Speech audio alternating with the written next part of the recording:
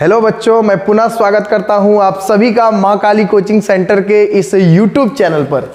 जैसा कि आज हम लोग लेके आए हैं, आप लोगों को दिख गया होगा कि आज पार्ट 5 लेके आए हैं। और ये पार्ट 5 जो है ये किसका है, तो ये साइंस का पार्ट 5 है। आप लोग यूट्यूब का थंबनेल देखकर पता लगा लिया होगा कि आज किस चीज़ का हम लोग प्रश्न करने वाले हैं। तो पार्ट 5 ये वीडियो का पहला video part 1, part 2, part 3, part 4 तक हम अपलोड कर चुके हैं। आप लोग जो नहीं देखे हैं वो प्लीज़ जाकर जरूर देखें। पार्ट 1, पार्ट 2, पार्ट 3 ये 3 पार्ट ऐसा था जिसमें कि हम लोग फिजिक्स के प्रश्न किए थे। तो आप लोग फिजिक्स में जितने भी बच्चे हैं जिनको लगता है ऑब्जेक्टिव उनका कमज़ोर रहने वाला है, वो पार्ट 1, पार्ट 2, पार्ट 3 देख लें। और केमिस्ट्री वाले जितने भी बच्चे हैं कि लगता है कि केमिस्ट्री उनका वीक है, वो पार्ट 4 को देखें और आज पार्ट 5 को जरूर देखें, क्योंकि केमिस्ट्री से आज हम भर के प्रश्न लाने वाले हैं और आपको इससे पता चल जाएगा कि आप कितने जानते हैं और आपका जानकारी कैसा है। ठीक है, जैसा कि आप लोगों को मैं पुनः बता दूं, ये मां काली कोचिंग सेंटर का ये यूट्यूब चैनल है जिस पर आप लोग अभी उपस्थित होकर वीडियो को देख रहे हैं। तो आप लोग प्लीज़ इस वीडियो को अगर अभी तक में सब्सक्राइब नहीं किया है इस चैनल को, तो आप लोग सब्सक्राइब कर लीजिए और बेल आइकॉन को प्रेस कर लीजिए ताकि हमारा हर नोटिफिकेशन आप तक आसानी से पहुंचे कि कब कब हम लोग कौन कौन वीडियो अपलोड कर रहे हैं। तो आज जैसा कि जान चुके हैं कि साइंस का वीवीआई ऑब्जेक्टिव का पार्ट 5 करने वाले हैं, तो वीडियो का अंत तक बने रहें। और पार्ट 4 में कुछ बच्चों ने कमेंट किया था, उनका कमेंट हम लोग पढ़ रहे हैं। तो देखिए उनका कमेंट क्या है।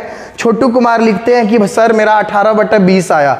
बिल्कुल सही, 20 में अगर आप 18 ला रहे हैं तो अच्छा है, लेकिन 2 नंबर में देखिए कहाँ कमी है, उसको पूरा कीजिए। फिर अगला दीपांशु जायसवाल लिखता है कि सर 17/20 आया। बिल्कुल दीपांशु जी, आप इसी तरीका से मेहनत कीजिए, लेकिन थोड़ा सा 2-3 नंबर भी कमी नहीं होना चाहिए, उस पूरा चीज़ उसको क्लियर कीजिए। ठीक है, फिर अनुप्रिया लिखती है कि 18/20 आया सर जी। बिल्कुल अनुप्रिया जी, आप मेहनत कीजिए, इसी प्रकार से वीडियो को पूरा देखिए और वीडियो से ज़्यादा आप बुक और कॉपी पे ध्यान दीजिए। ठीक है, कॉपी पे ध्यान दीजिए, आपका बेहतर रिजल्ट होगा। ठीक है, फिर एक लिखते हैं, उनका यूजर आईडी कुछ है अलग, सर 19/20 आया, अपना नाम लिख दिया कीजिए। फिर एक प्रश्न दिए थे, श्वसन उष्मा क्षेपीय अभिक्रिया है सर। बिल्कुल बिल्कुल, श्वसन उष्मा क्षेपीय अभिक्रिया है। रूही भगत लिखती है सर श्वसन उष्मा क्षेपीय अभिक्रिया है। बिल्कुल श्वसन उष्मा क्षेपीय अभिक्रिया है, सही है। शांतनु यादव लिखते हैं सर 19/20 आया। शांतनु जी, आप थोड़ा सा और मेहनत कीजिए, 20/20 जिस दिन आने लगेगा उस दिन आपका तैयारी परफेक्ट होगा। फिर कहता है कि फिर अगला है सर सब्जेक्टिव लेके आइए। नहीं, सब्जेक्टिव लाना थोड़ा सा टफ हो जाता है क्योंकि अभी एग्ज़ाम आप लोगों का नज़दीक है। आप लोगों को जितना टीचर पढ़ाए हैं, जितना हम पढ़ाए हैं, उतना आप कॉपी को देखिए और मेहनत कीजिए। आई होप कि बढ़िया रिजल्ट आएगा, आपका हम पे विश्वास है और आपका कॉपी से कहीं बाहर नहीं रहने वाला है। तो वो सब आराम से कॉपी देखिए। और बाकी बात, जो बच्चे इस कोचिंग में नहीं पढ़े हैं वो अगर वीडियो को देख रहे हैं तो उनको हम कहेंगे कि आपके जो टीचर लिखाए होंगे उनको आप भरपेट पढ़िए।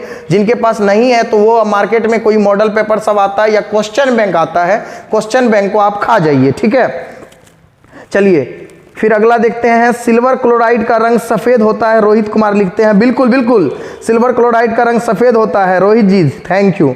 सिल्वर क्लोराइड का रंग वाइट होता है। अंकुश भी लिखते हैं कि अंकुश सिल्वर क्लोराइड का वो रंग वाइट होता है। बिल्कुल अंकुश जी, आप भी सही हैं। ठीक है, बहुत सारे बच्चों ने, ज्योति कुमारी लिखती है सर बिल्कुल वाइट होता है सर सिल्वर क्लोराइड का रंग। पिछले सप्ताह यानी पिछले वीडियो में हम एक प्रश्न दिए थे, सिल्वर क्लोराइड का रंग कैसा होता है, वाइट बहुत बच्चों ने मारा। बिल्कुल सही है, आप बिल्कुल सही जा रहे हैं, बहुत मेहनती हैं आप लोग। ठीक है, उसी प्रकार से बहुत है। रोहित कुमार आप लिखते हैं 19/20 आया सर जी। बिल्कुल रोहित जी, आप इसी तरीका से मेहनत कीजिए। चलिए आप वीडियो को हम लोग स्टार्ट करते हैं और अपना वीडियो को एकदम स्टार्ट करेंगे वो भी धमाकेदार के साथ। कहीं छूटने वाला नहीं है, एक भी प्रश्न इस वीडियो से बाहर नहीं जाएगा, ये मेरा वादा है। ठीक है, आप एकदम मेहनत कीजिए और पूरा वीडियो को देखिए। चलिए अब स्टार्ट करते हैं। पार्ट 5 लेके हम लोग आ चुके हैं। पहला प्रश्न आप देखने के साथ आपको लगता होगा कि सर बड़ा मजा आने वाला है। ठीक है, पहला प्रश्न है कि भाई सिलिकॉन की परमाणु संख्या कितनी होती है। बहुत आसान, सिलिकॉन की परमाणु संख्या कितनी होती है? ऑप्शन नंबर 11, 12, 14, बताइए इनमें से कोई नहीं।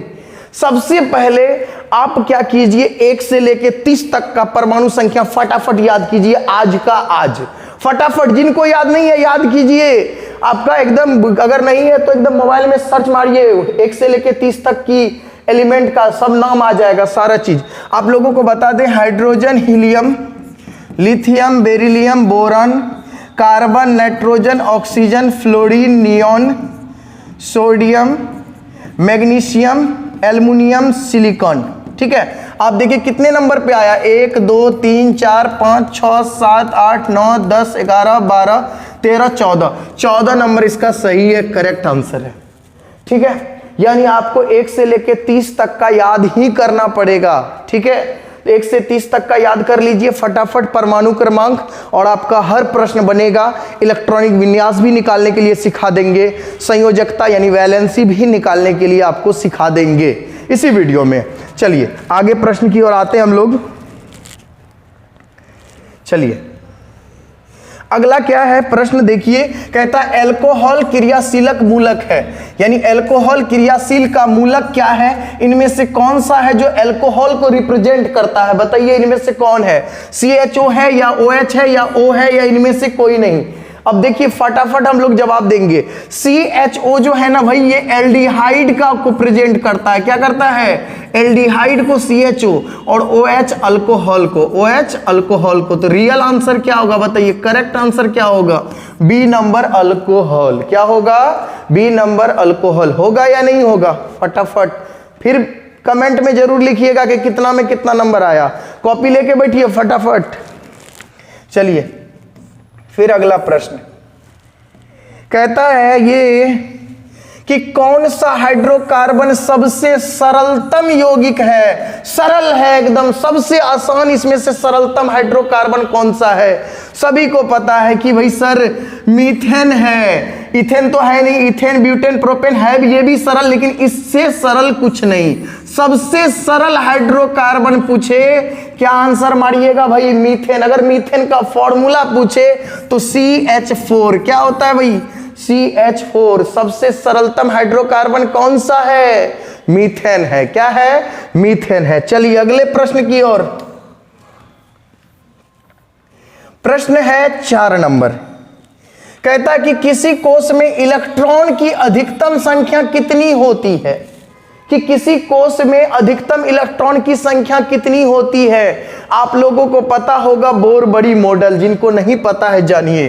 बोर-बरी ने क्या कहा था भाई, बोर मॉडल क्या था कि किसी भी कोष में अधिकतम परमाणुओं की जो संख्या होगी वो होगी 2n² के रूप में, 2n² के रूप में, जहां n जो है n कक्षा है, क्या है, n कक्षा की संख्या है, कक्षा की संख्या।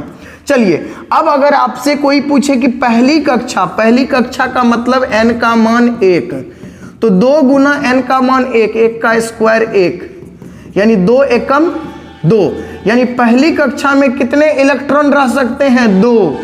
अगर दूसरी कक्षा पूछता तब क्या करते, बोलिए फटाफट, n का मान 2 बैठाते, 2 का स्क्वायर 4, 4 दूनी 8।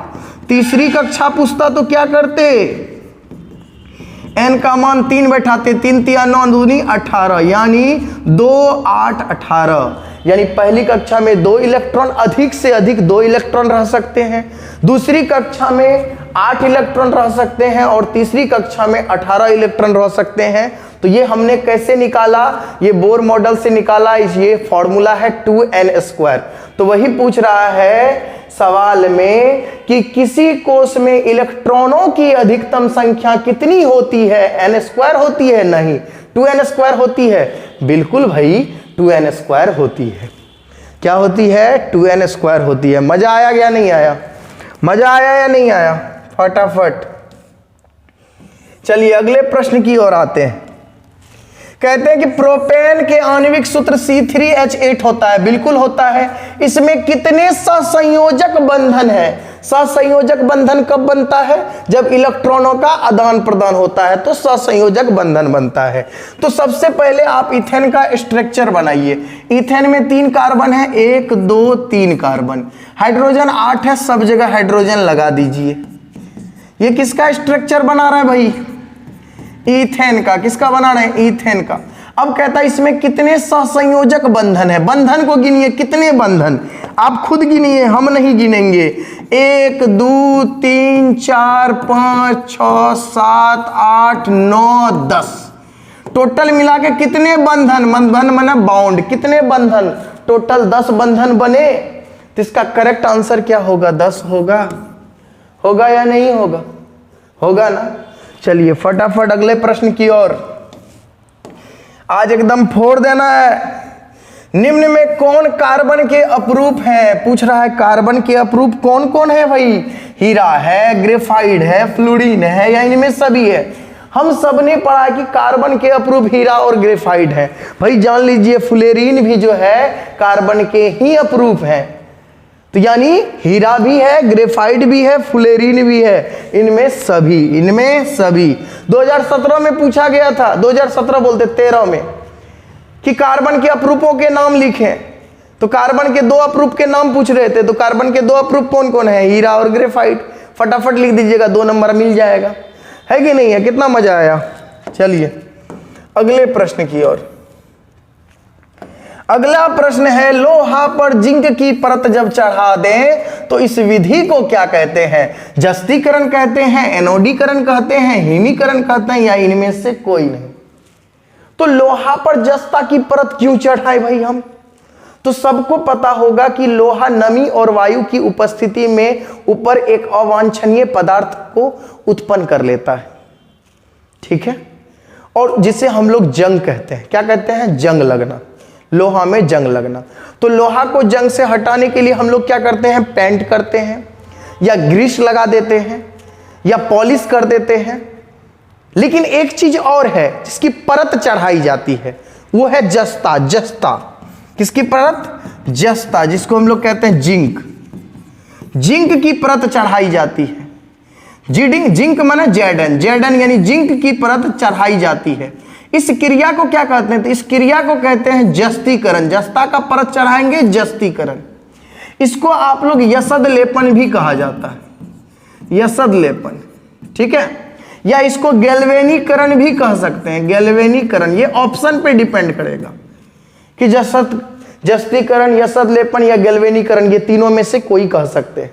लेकिन परत किसकी चढ़ानी है, जस्ता की। तो कभी कभी ऑब्जेक्टिव में ये भी पूछता है कि लोहा को जंग से बचाने के लिए किसकी परत चढ़ाई जाएगी, तो जस्ता की, जिंक की। चलिए अगले प्रश्न की ओर।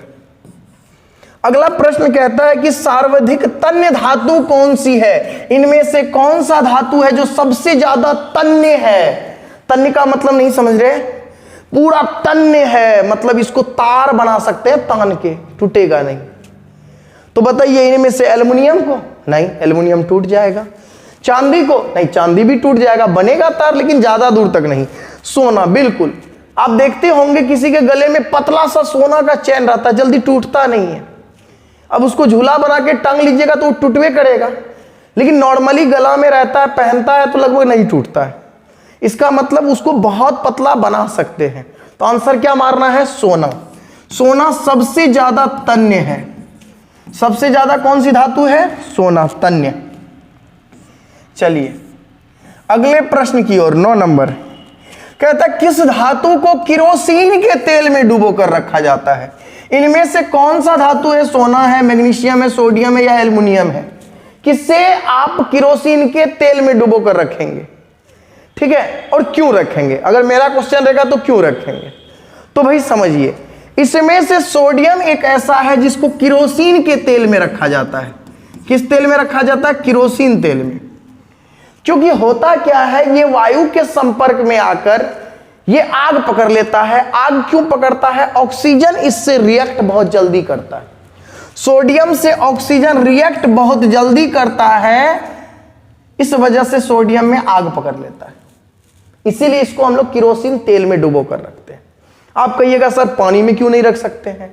भाई पानी किसका बना होता है, पानी भी तो हाइड्रोजन और ऑक्सीजन से बना होता है। ऑक्सीजन तो इसमें है ही, तो ऑक्सीजन है, इसका मतलब है इसमें सिंपल पानी में भी आग लग जाएगी। अब समझ में आया। सोडियम को कहां रखा जाता है, किरोसिन तेल में। बहुत बीबीआई क्वेश्चन है, ध्यान से देख लीजिए। अगला प्रश्न क्या है, कहता कि जल में हाइड्रोजन और ऑक्सीजन की परमाणु संख्या का अनुपात कितना होगा। जल में हाइड्रोजन, जल का फॉर्मूला होता है H2O, तो हाइड्रोजन 2 है, ऑक्सीजन कितना है 1, तो आंसर क्या होगा 2:1। जल में हाइड्रोजन और ऑक्सीजन का अनुपात कितना होगा 2:1। बताइए ऑप्शन नंबर 1 करेक्ट है।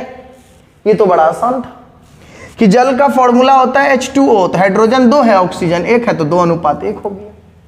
समझ में आ गया। यानी हाइड्रोजन के 2 परमाणु ऑक्सीजन के 1 परमाणु मिलकर जल बनाते हैं। ठीक है, चलिए अगले प्रश्न की ओर।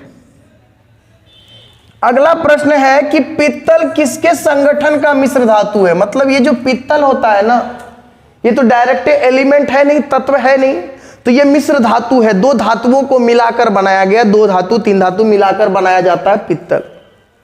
ठीक है, तो अब क्वेश्चन ये पूछ रहा है कि पित्तल किसका संगठन है, किस किस चीज को मिलाने के बाद पित्तल बनता है। तो इसका जो करेक्ट आंसर है वो आपको जवाब देना है। बताइए, पहला आंसर है लोहा कार्बन, दूसरा ऑप्शन है तांबा जस्ता, तीसरा ऑप्शन है तांबा टीन, चौथा है इनमें से कोई नहीं। इनमें से कौन सा करेक्ट आंसर होगा। ठीक है, तो इसका जो करेक्ट आंसर है वो है तांबा और जस्ता। बिल्कुल सही है, तांबा और जस्ता। कैसे याद करेंगे। पित्तल याद कीजिए, आप पिताजी से याद रखिए। पित्तल शब्द से बनाइए पिताजी। ठीक है, पी फॉर पित्तल, पित्तल बना होगा किसका, ता फॉर तांबा, जा फॉर जस्ता। याद रहेगा, कभी भूलिएगा, अभी कभी भूलिएगा, बताइए। कभी नहीं भूलेंगे। पित्तल से बना दिए पिताजी, पी फॉर पित्तल, पित्तल बना होगा तांबा और जस्ता का, कभी नहीं भूलिएगा। ठीक है, चलिए अगले प्रश्न की ओर आते हैं। अगला प्रश्न हमारा क्या है, कहता प्रोपेनॉन त्रिकार्बन यौगिक है। बिल्कुल, प्रोपेनॉन है तो सिंपल सा, प्रोपेन में 3 कार्बन होते हैं। बिल्कुल सही है। जिसका प्रक्रियात्मक समूह कौन सा है, इसमें से कौन सा इसका जो है प्रक्रियात्मक समूह है। ये कीटोन का है या अल्कोहल का है या एल्डिहाइड का है या ईथर का है। ठीक है, ये क्वेश्चन पूछा है। आपको हम बता दें कि जितने भी कीटोन के सदस्य होंगे उसके अंत में, नाम के अंत में ऑन लगा होगा। क्या लगा होगा, ऑन। अल्कोहल होंगे तो नाम के अंत में ऑल लगा होगा। क्या लगा होगा, ऑल। एल्डिहाइड होंगे तो नाम के अंत में एल लगा होगा। ठीक है, और ईथर होंगे तो नाम के अंत में प्रायः ईथर ही रहता है। अब बताइए इसमें नाम के अंत में क्या है, ऑन। प्रोपेनॉन, ऑन लगा है तो ऑन मतलब कीटोन। फटाफट मारिए ए नंबर। तो पूछेगा प्रोपेनॉन किसका है, तो आपको बोलना है कि ये कीटोन का है। ये किसका है, कीटोन का। समझ में आया, फटाफट, बिल्कुल फटाफट ही चलना है। अब कहता शुद्ध सोना कितने कैरेट का होता है। शुद्ध सोना कितने कैरेट का होता है। ठीक है, सोना को उसकी क्वांटिटी में, यानी उसकी मजबूती कहिए या क्वालिटी कहिए, उसको कैरेट में बोला जाता है। तो कहता है शुद्ध सोना कितने कैरेट का होता है, 24 का होता है, 21 का या 20 का, इनमें से कोई नहीं। तो आपका दिमाग में ये लाइन फिट कर लीजिए कि घंटा कितने होते, 24, पूरे दिन रात मिला के 24 घंटा, तो शुद्ध सोना 24 कैरेट का है, मान लीजिए। याद रहेगा, शुद्ध सोना कितने कैरेट का, 24 कैरेट का। हाँ, हम लोग जो पहनते हैं इसमें क्या किया जाता है, ये शुद्ध सोना नहीं होता है। आप बोलिएगा सर शुद्ध नहीं होता है, शुद्ध पहनते हैं। सोनार तो फुल पैसा लेता है शुद्ध सोना का। देखिए शुद्ध सोना को का अगर पहनिएगा तो ये इतना नरम होगा कि ये टूट जाएगा, हाथ से मुड़ जाएगा। इसको कठोर बनाया जाता है। तो इससे 18 कैरेट ले लिया जाता है, प्लस बाकी का जो भी बाद में 6 कैरेट हुआ, इसमें कॉपर सब मिला के बनाया जाता है, फिर भी ये शुद्ध ही होगा। समझ में आया। तो हम लोग जो घर में हमारी माँ बहन सब पहनती है, हम लोग पहनते हैं सोना, वो सब शुद्ध सोना नहीं है। ठीक है, शुद्ध सोना रियल में 24 कैरेट का होता है। समझ में आया।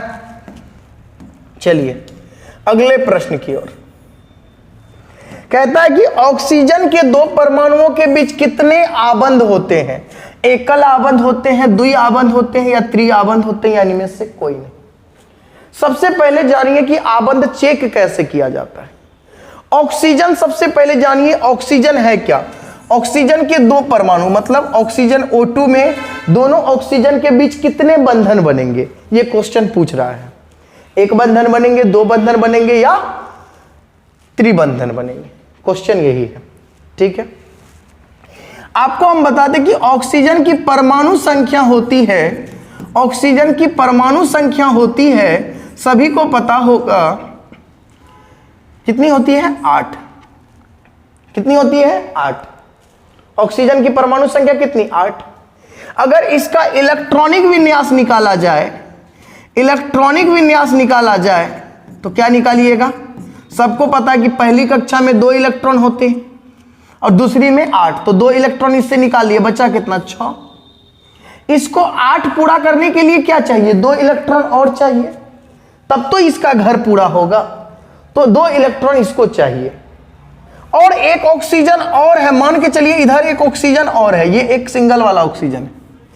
इस ऑक्सीजन का बाहरी कक्षा में 2 इलेक्ट्रॉन का कमी है और इस ऑक्सीजन के पास भी सेम कंडीशन है, इसका भी इलेक्ट्रॉनिक विन्यास 2,6, इसमें भी 2 का कमी है।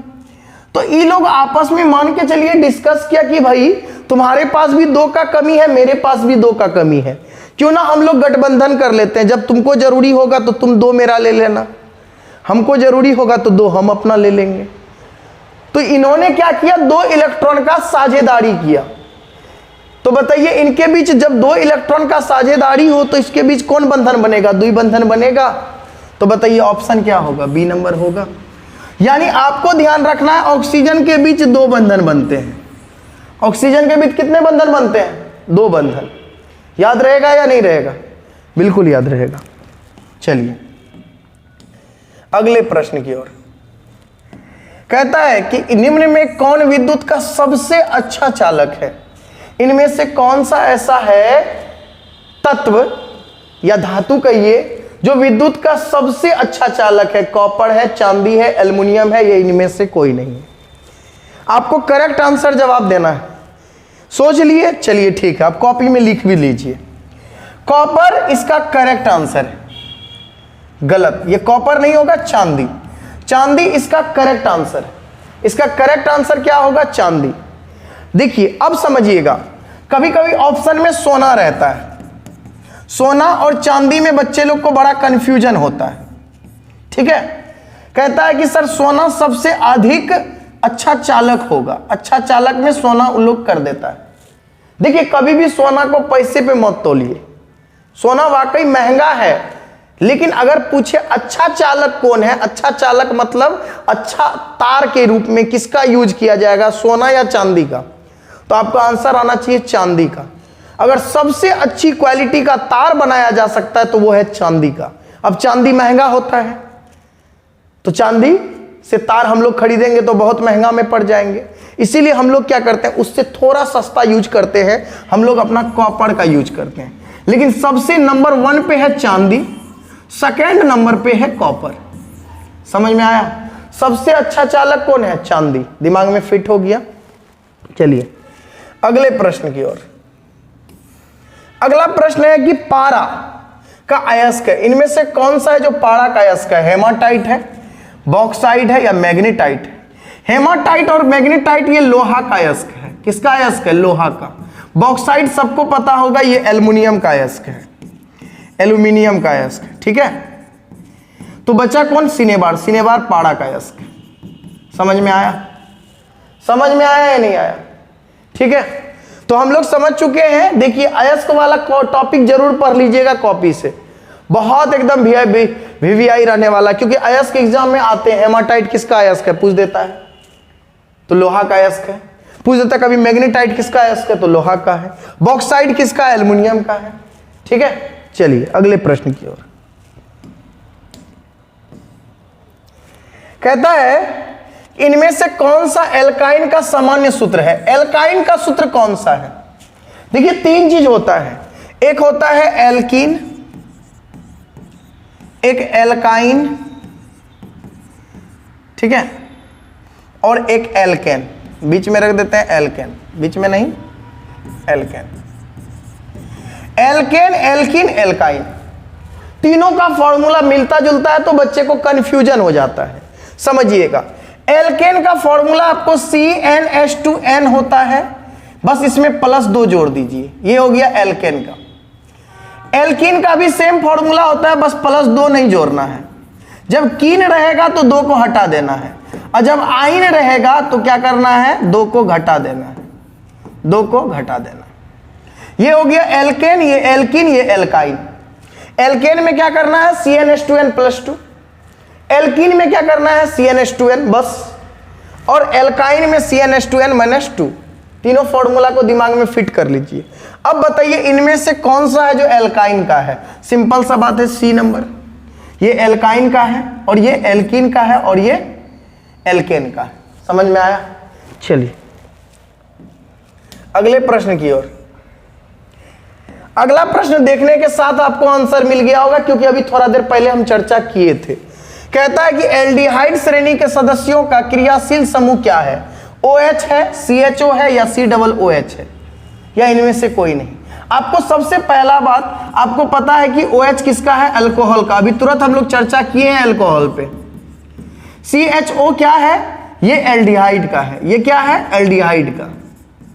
और COOH क्या है, कार्बोक्सिलिक अम्ल का, कार्बोक्सिलिक अम्ल का। ठीक है, अब क्वेश्चन आपसे पूछ रहा है एल्डिहाइड का क्या होगा, तो एल्डिहाइड का CHO एल्डिहाइड का, OH अल्कोहल का और COOH कार्बोक्सिलिक अम्ल का। समझ में आ गया, दिमाग में फिट हो गया। चलिए अगले प्रश्न की ओर। अगला प्रश्न यह कहता है कि एल्युमिनियम पर मोटी ऑक्साइड की परत जब चढ़ा दें तो इस प्रक्रिया को क्या कहते हैं। एक चीज था कि लोहा पर जब जस्ता की परत चढ़ाते तो उसे जस्तीकरण कहते हैं या यसद लेपन कहते हैं। ठीक है, लेकिन अब क्वेश्चन क्या है कि जब एल्युमिनियम की मोटी ऑक्साइड पर की परत चढ़ जाती है, एल्युमिनियम पर किसकी परत चढ़ जाती है, ऑक्साइड की, तो इसे क्या कहते हैं, जस्तीकरण, एनोडीकरण, अपघटन या इनमें से कोई नहीं। तो इसका करेक्ट आंसर बी होगा, एनोडीकरण। क्या होगा, एनोडीकरण। तो एनोडीकरण दिमाग में फिट रखना है कि जब एल्युमिनियम पर ऑक्सीजन की परत जम जाती है तो उसे क्या कहते हैं, उस प्रोसेस को, तो एनोडीकरण। चलिए अब आज का आखिरी प्रश्न। आखिरी प्रश्न बड़ा आसान है, कहता है सोडियम की संयोजकता कितनी होती है। अब संयोजकता को इंग्लिश में वैलेंसी कहते हैं। संयोजकता निकाला कैसे जाता है, तो समझिए संयोजकता किसे कहते हैं, इस चीज को पहले समझिए। सबसे पहले संयोजकता जानने के लिए सोडियम की परमाणु संख्या पता होनी चाहिए। सोडियम की परमाणु संख्या कितनी है, 11। इसका आप इलेक्ट्रॉनिक विन्यास निकालिए। क्या निकालिए, इलेक्ट्रॉनिक विन्यास निकालिए। कितना होगा इलेक्ट्रॉनिक विन्यास, सबको पता है कि पहली कक्षा में 2 इलेक्ट्रॉन, दूसरी कक्षा में 8 इलेक्ट्रॉन, तो दूसरी कक्षा में 8 इलेक्ट्रॉन दे दिए। अब बचा कितना आपके पास, 2, पहला खत्म हो गया है, दूसरी कक्षा भी पूर्ण हो चुकी है। अब बाहरी कक्षा में कितने बच गए, 1, 2, 8, 1। तो इसका घर पूरा है, इसका भी घर पूरा है, ये दोनों का घर पूरा है। बस बेचारा अनाथ कौन है ये, तो ये क्या यहां रुकेगा क्या, ये क्या करेगा, साझेदारी करेगा, दूसरे के साथ मिलने का प्रयास करेगा, क्योंकि ये अकेला नहीं रह सकता है। ठीक है, तो कौन जा रहा है, एक ही ठोन जा रहा है, इसीलिए इसकी संयोजकता हो जाएगी 1। समझ में आया, समझ में आया या नहीं आया, इसकी संयोजकता कितनी होगी, 1। अब आपसे क्वेश्चन ये है, आज के जो कमेंट में भरिएगा क्वेश्चन का आंसर, वो क्वेश्चन हम आखिरी पूछ रहे हैं। इस क्वेश्चन का आंसर आपको कमेंट में देना है। तो आपको बताना है कि क्लोरीन Cl जिसकी परमाणु संख्या होती है कितनी, 17, इसकी संयोजकता कितनी होगी, संयोजकता कितनी होगी, इसका आपको आंसर कमेंट बॉक्स में भर देना है। और यह भी बताना कि ये 20 प्रश्न में आपका कितना सही हुआ। समझ में आया, आज का वीडियो अगर समझ में आ गया आपको तो पूरा फटाफट एगो लाइक ठोक दीजिए और कमेंट में अपना आंसर लिखिए कि सर मेरा 20/20 सही हुआ, 19 इतना सही हुआ। और ये क्लोरीन की संयोजकता आपको कमेंट करना है। कुछ बच्चे अपना नाम नहीं लिखते तो अपना बगल में नाम भी लिख देना है। ठीक है, आज के लिए इतना ही। विशेष हम लोग अगले वीडियो में मिलेंगे। वीडियो 6 ला रहे हैं बहुत जल्द। तो इसी के साथ आज का वीडियो यहीं समाप्त करते हैं। धन्यवाद।